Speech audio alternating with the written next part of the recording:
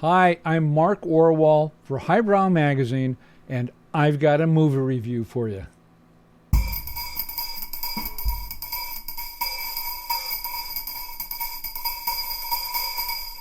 During a less cynical time in American history, school children were encouraged to read books about the men who would become president.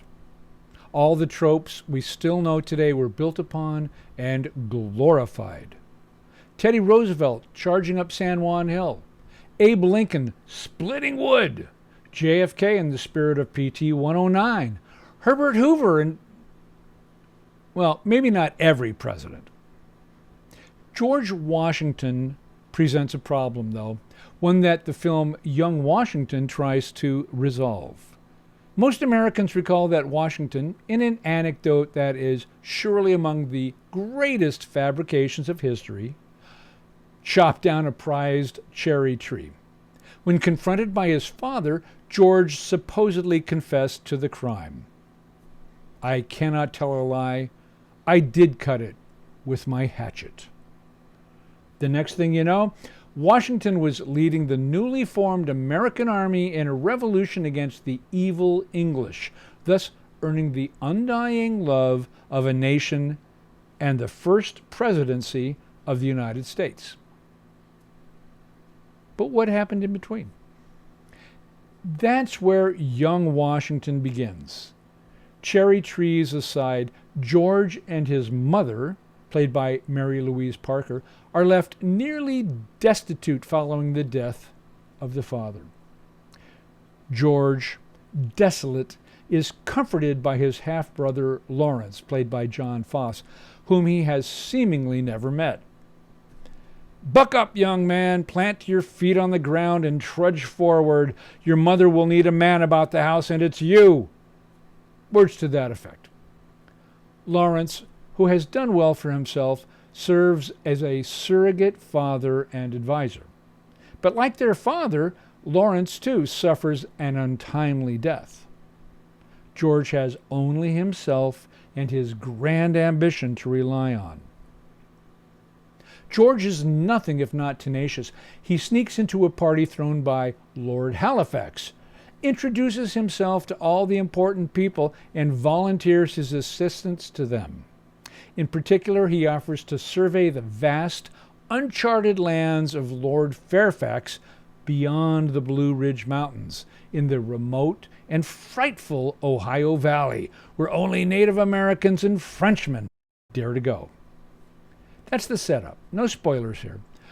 What happens next is the French and Indian War, in which Washington distinguishes himself by virtue of his pluck, dash, and daring do, even though he's later accused of starting the war in the first place. He's made a colonel in the militia. He rescues his men from certain doom. His courage and bravery are without limits. It's no wonder he becomes the father of our country. This sort of tale is called hagiography, a blend of fact and legend designed to deify its subject. Young Washington fits in nicely among such works as The Life of St. Anthony, written by Athanasius in 360 AD, The Golden Legend, compiled by Jacobus de Voragne in the 13th century, and George Washington by Parson Weems, the 1800 biography that canonized St. George and created the myth of the cherry tree. Intellectually, it's easy to dismiss young Washington. Yet, seen as a boy's own adventure flick, it has some selling points. Blazing musket battles, gallantry and grit, and inspirational settings, from riverbanks to mountaintops. Filmed mainly in Ireland. Credit for that goes to director John Irwin and cinematographer Chris Kimlin.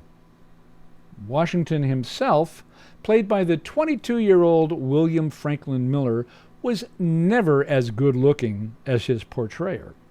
A slightly more wide-jawed, less teen beat icon of an actor, might have been more realistic.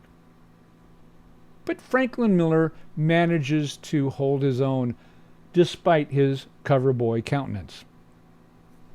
The credits include Kelsey Grammer as Lord Fairfax. Grammer's English accent and gravitas are powerful and convincing, but his screen time is limited. Ben Kingsley, a holy presence in any film he appears in since starring in Gandhi 44 years ago, is Robert Dinwiddie, the lieutenant governor and de facto head of the Virginia colony. Both of these veteran actors lend credibility and nuance to the film, but with little actual screen time. Players and directors rarely have any say-so in a film's marketing, so a review like this treads on swampy turf in relating a movie's PR campaign to its cinematic virtues. In the case of Young Washington, though, there's no getting around the fact that it was filmed and released to coincide with America's semi-quincentennial on July 4th, 2026. The film opened wide on July 3rd, by the way. The film's closing credits are interrupted with pleas from co-star Kelsey Grammer to take a picture of an on-screen QR code to endorse the film. I've never seen anything like that before. Online advertisements challenge viewers in various states to pledge that they will watch the movie, and the patriotic totals are listed for all to see. Hey, Texas, you can't beat Kansas. It's kind of nutso. For those who love adventure, battle scenes, and costume dramas, Young Washington is an ideal way to kill a few hours after dinner one night, or on a 100-degree afternoon in New York, as your faithful reviewer did.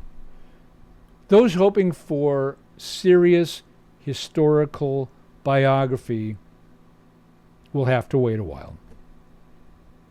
For Highbrow Magazine, I'm Mark Orwell. Thanks for watching.